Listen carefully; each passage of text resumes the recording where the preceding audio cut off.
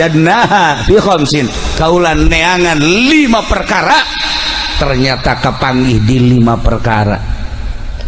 Walamna tarkadzunub, kaula neangan supaya ninggalkeun dosa, supaya teu hayang ngalaksanakeun dosa teh kumaha carana, ternyata fawajadna kaula fi duha, kula manggihan di salat duha.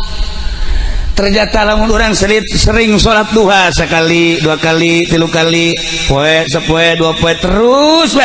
Setelah 40 poe bakal ngarasakeun nikmatna ibadah. Embung nu ngaran teu salat. Sageus salat embung teu berjamaah. Eta balukar tina salat duha. Bakal diberengeunahun geura ge. Eta geus kapanggih ku wali Allah nu ngaran Syakikil Balqi. Ngeunaheun sakira ternyata tina hasil duha ngawarung, mun ngawarung teh mah jadi lancar ngawarungna. Anu balanja masyaallah eta ngeungkeung ngahutang kabeh.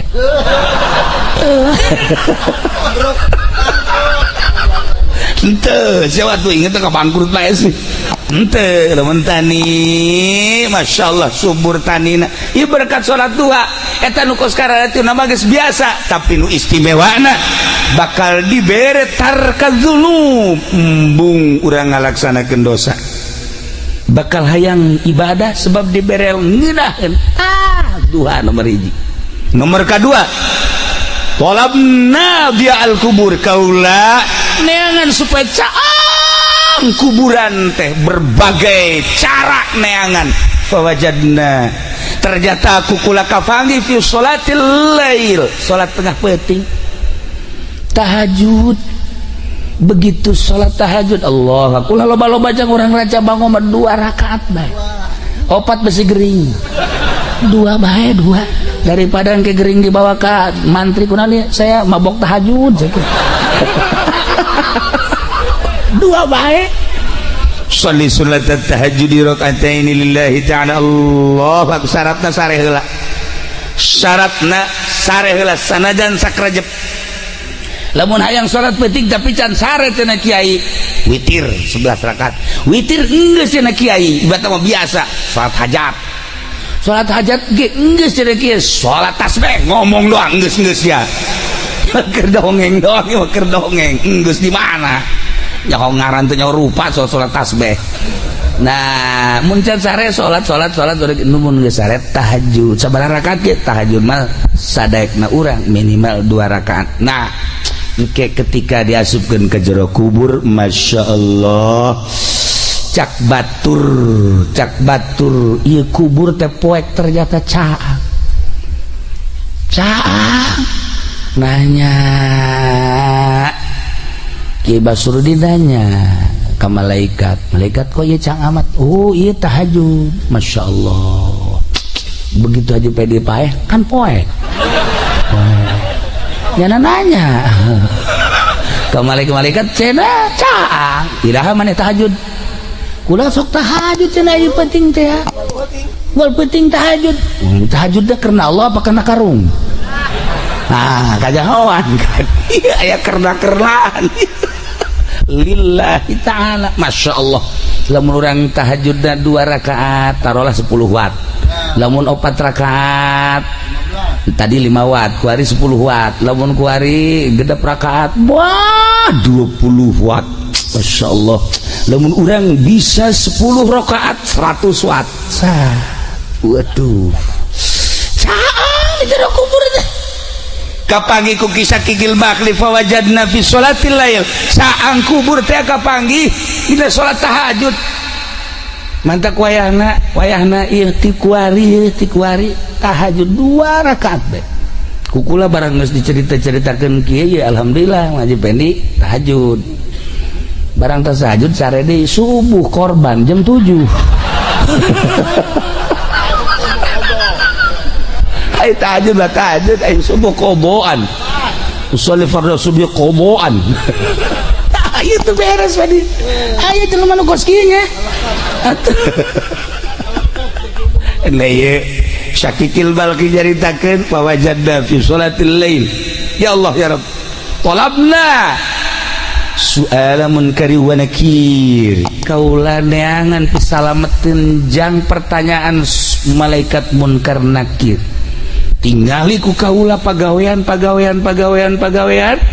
ternyata fawajadnahu fi qiraatil Qur'an kapanggih ku kula horenganan jang ngajawab pertanyaan soal munkar nakir adalah maca Quran.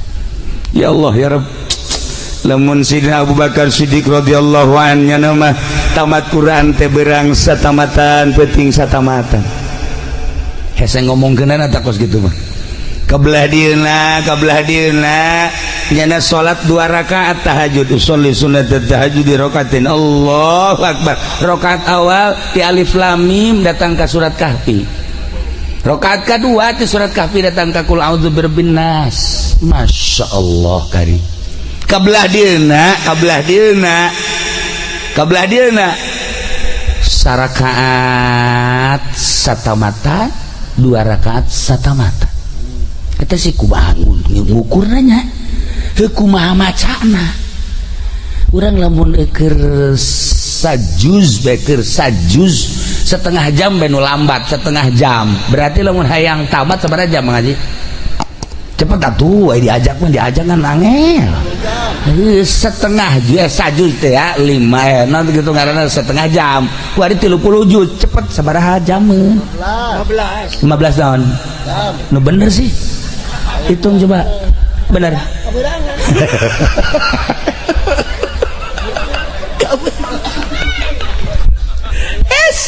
kok iya bisa rakaat saquran 2 rakaat saquran deui alamna nu beda horeganan alam teh karasa ku urang mah alam kieu alam syariat di alam luar syariat mah eueuh ieu berang peti jam ngancelok ke alam eta seperti kos gitu aya kene ku ari ge nu seperti gitu teh aya kene kiamat lamun nu kos gitu anu kos kumaha cenah kiai eta anu lamun hayang ka Mekah Mekahna dideketkeun teu ngalengkah salengkah mantak jangan manggilir ge teh kudu naik mobil atuh jangan manggilir ngora dideketkeun ngalengkah ka dinya. Nah, nyaho-nyaho mandi bae geus dinu kolot. Blon teh jelema nu kos kitunya. Tah ieu. Oreganan maca Quran, maca Quran eta teh kajahoan ku kutubul aulia Syakikil Balqi ngajelaskeun nyana geus nempo ka jelema-jelema ahli Quran. Eta ditanya ku malaikat munkar nakirna babarieun jasa. Allah geus teh hese. Jawab ahli Quran. Jelema talar Quran. Setelah talar Quran, ustad geus talar Quran kebelah dieuna jadi calo. Quran teu dibaca jadi calo tanah. Quran teu dibaca 10 tahun nyana nyaloan, akhirna Quran poho. Boleh bejakeun. Begitu poho, ada bebeja ka kula kiai. Aduh, cenah kula ieu talar Quran aju. Kula nyalo 10 tahun akhirna sugih henteu Quran poho cek cenah ieu ku kula rada dicarekan talar deui awas ya lamun sampekeun ka paeh haju ieu Quran can katalar siksa kula teh hafizul Quran cilaka sia lamun datang ka paeh henteu kembali deui teu kudu dicaritakeun hadisna waktu langsung nyana balik ka mana alar deui Quran dimulayan deui terus encan kaburu katalar maot jelema teh maot bae salat kubur di tukangan imah wasiatna menang meureunan sataun tirkah eta tanah teh dek dibagikeun majikan anak nah laporan ka kula ieu daek nu meulina asal kuburanna pindahkeun kumaha ge pindahkeun geus kuburan maka ditu ka wakaf digali Masya Allah eta awakna dampal eueuh dagingan engke bitis datang ka tuur aya tuur eueuh dagingan ka dieu encelok-encelokan belah dieu eueuh dagingan belah beuteung aya saeutik belah tukang ka dieu eueuh dagingan tah eta hafizul Quran nu poho disiksa tah udah nyaritakeun jelema nu beleger loba jasa, nu beleger loba jasa. Ketika digali kuburannya beleger, padahal jelema bodoh ikhlas waktu ibadahna. Ngus lain saeutik ka makos kitu mah loba aya jelema kiai beledegan kiaina, wah hebat jasa. Begitu maut bau mayitna ge. Lamun urang Abu Yadahlan ketika maut guru abah guru urang sararea nuanieun kan mandiat nungguan abah. Begitu abah datang karak di pandian nu bantak teu wani kunaon seungitna luar biasa. Masya Allah sengit. Aya kiai tilu kiai nu ngundang kula encan di pandian bau, encan di pandian geus bau. Kula nanya ieu pagaweana salian nyai naon sih? Orenganan ngeridit-ngeriditkeun atuh pan ieu mah nya ngeriditkeun nya ngeridit atuh geus ka apa ieu mah geus pokokna bisa kuku apa itu mah jero tanggung jawab guys pokoknya tuh seperti eta. Ya Allah ya Rabb, lamun guru kula di Garut geus hese jaritakeun ada seungit jadi kubur memeh nage kula nyanah yang di pandian memeh maot yang di wuduan kukula di isangan di pandian di wuduan terus dibaringkeun bebeja ka kula lamun aya nu salam ulah dijawabnya bener aya nu assalamualaikum kadenge kula di luhur kasur nyana nu ngajawabkeun salam bisa nyaho kitu untuk teu lila maot lah ngeunaheun ningali seungit sababaraha kiai seungit tapi asa babaraha kiai bau tah nu ngahalal-halalkeun bangsa duit bank riba terserah endek mangga bae endek heheg bae cuman seperti eta tah urang garon bakal maot bakal paeh urang siai bae geus kos kitu komo si ieu geus teu kudu caritakeun ya kuarina ge geus kaambe can maot geus kaambe atuh kumaha Numantak kukula diajak ka mamana ge pamajikan tilok nanyakeun tilok naon tilok sugan melepon pamajikan kiai aya salaki nya tilok anyana tilok deui geus dianggap paeh ti heula orangnya lain paeh jelemana paeh tanah lah pokoknya mah gitu dicak pamajikan geus mangfaatna aja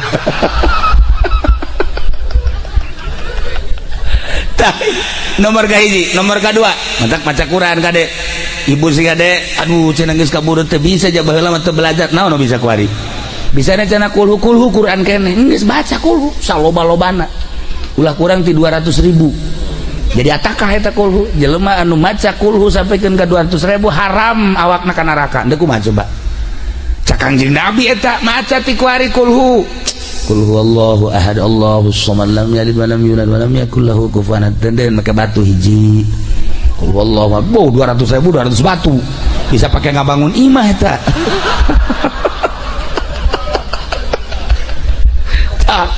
hiji nomor kahiji guys nomor kedua nomor katilu hiji tadi ka naon kitu ngaranna nomor kahiji neangan naon tadi nomor kahiji salat duha neangan tarka dzunub nomor kedua dia al kubur nomor katilu soal munkar nakir maca Quran nomor kaopat talabna ubur sirat kaulan neangan supaya lancar di jembatan siratal mustaqim neangan pagawean kaditu ternyata fawajadna fissaum wassadaqah kapanggih di puasa jeung sedekah ya Allah ya Rabbi jelema anu sok puasa di luar Ramadan Senin Kemis komo terus-terusan puasa tapi lillahi ta'ala ulah hayang nanaon aya nu sok puasa doa 40 poe puasa mana golok pantas puasa saya juga golok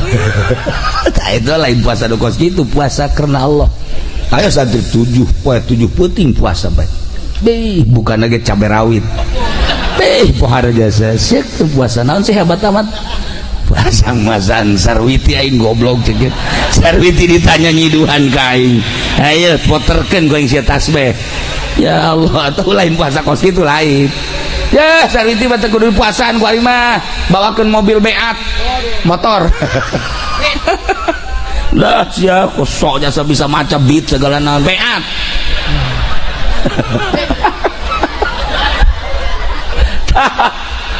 Masya Allah. Tapi kadang-kadang aya sih awewe teh dibawakeun mobil ge embung bae. Tapi begitu diputarkan Izqala Yusuf deh, Masya Allah. Mana Kang Pendi? Emang enak. Ya aduh, abdi rindu. Mana Kang Pendi mana? Jangan keluar pede teh, horenganan, make bata beger bae. Sia ngaganggu aing bae. Ya Allah ya Rabbi. Nah iya ngajembat di jembatan Siratal Mustaqim kabeh urang bakal ngajembat, justru ngajembat teh orang ayeuna urang kuari keur aya dina jembatan Siratal Mustaqim kuari ngajembatna anu kuari sering sodako nu kuari sering puasa eta ngajembat di jembatan Siratal Mustaqim. Nah Masya Allah aya anu sakilatan kos kilat datang ke surga, aya anu kos manuk plek plek plek langsung datang, aya anu kos kuda sak datang ke surga, aya anu lumpat plek plek plek plek plek, aya anu lempang, aya anu ngesot tapi tetep bae datang, aya anu kakara ke salengka dua leka gejebur iya.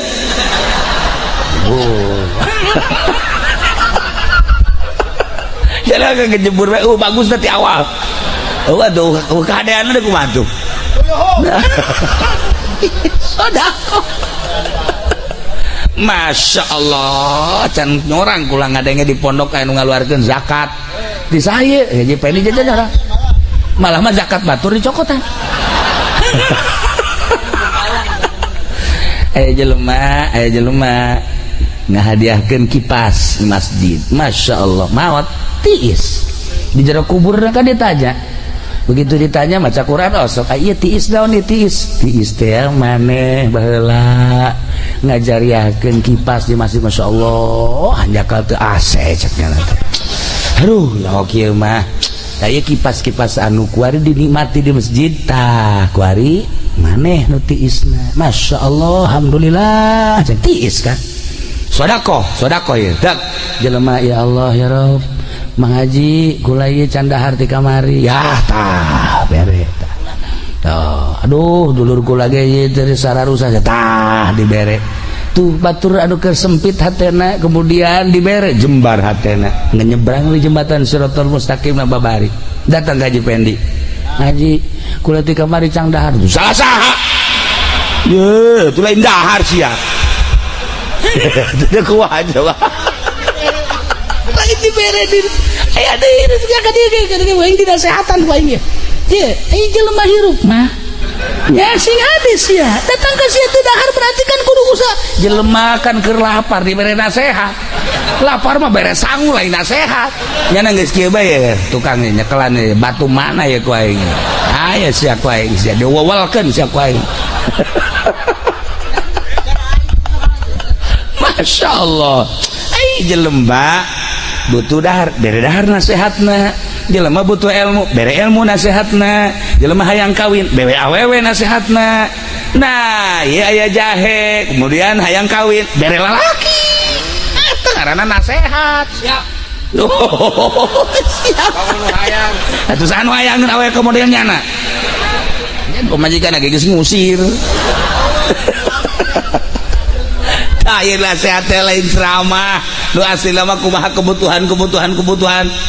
Masya Allah karim. Nah iya uburi sirat kapanggih ku kisah kikil barki ternyata dua hiji puasa nomor kedua sodako sebab eta adalah sarana pamereti Allah yang nyalamatkan orang ketika orang jadi jelema sugi.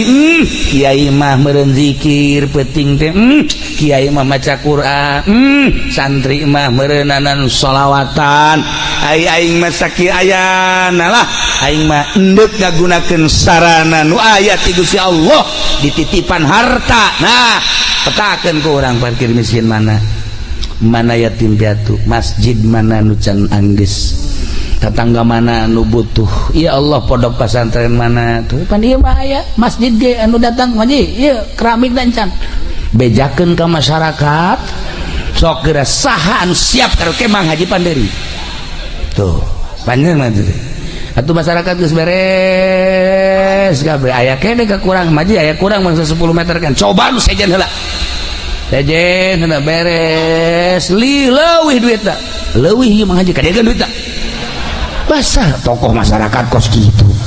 Nah lamun tadi jelema mere kipas ai prak di pondok papan kipas leungit barang diteliti barang diteliti si eta nu nyokotna. Ya Allah laporan ka kula kiai kumaha cenah naon batur makan jariah kipas ieu mah ku Haji Pendi can dicokot atuh teu aneh boro-boro kipas kotak masjid ge pan laleung geus tah si hade ya si hade nomor kaopat baca Quran jang soal munkar nakir jelas tamati kisah kikil balki nomor kaopat katilu nomor kaopatna ieu sedekah jeung puasa orang teu kuat sedekahna tiis bakalna di jero kubur teh urang loba sedekah teh ya Allah ya Rabbi di jero kubur ngeunaheun tiis nanya orang ka malaikat aya titisan di kipas aya tiis nu ieu tiis sa ieu ngabungahkeun fakir miskin masyaallah ieu nu pohara jasa tiisna tatangga ieu pohara jasa aya tiis pohara amat kahandap-handap tiis ieu keramik masjid ya Allah ya Rabbi gunahin jasa sedekah ke lancar di jembatan Shiratal Mustaqim kalima talabna zilal arsy abdi neangan iiu aras ke di akhirat urang kepan dikumpulkeun di mahsyar kiamat ba'ats udang ti kubur berangkat kabeh ka mahsyar panon pengan sadepa sakieu deuk kumaha sakieu langit kaopat panas pahar engke mangan sakieu satangtung panas aya nu kesang teh liput aya nu kesang datang ka mata nu kesang datang ka irung nu kesang datang ka sungut nu kesang datang tergantung kumaha amal-amalna masing-masing panas tah engke aya anu seuseurean we batur mah kapanasan nya mah kieu malah meneangan rokok di Samsu aya rokok we kitu sia ngayakeun rokok di akhirat pabrik lagi sareueuh emang enon tenang batur kapanasan ku ieu teh cak sapanas teh tenang ya Allah ya Rabbi ku geunaheun horeng kapanggih ka iuhan zilul arsy teh ku kisah kikil balkhi kapanggih ku anjeunna talabna zillal arsy abdi neangan iiuh aras jang ngiuhan jaga di mahsyar ternyata fawajadna kukula kapanggih iiuh tersebut horenganan tina zuhud tina ulah pati resep kana dunia tayu mah hese jasa ieu mah boro-boro pangkat dolein kiai-kiai ge resep desa kana dunia waharat nah ieu terakhir supaya direnungkeun ku urang ulah pati resep teuing boga mah pamere Allah hese ditahan jeung ditolakna tetapi talukna hate terhadap dunia ieu nu kudu diarahan nu mantak jadi kiai tapi ieu ngaleungit-ngaleungitkeun resepna nu hese ge masyaallah mantak kula geus sababaraha kali ngomong ge kula geus teu dibere teu resep ieu ngaji kieu teh dibere teh lillahi taala nu sababaraha urang ulah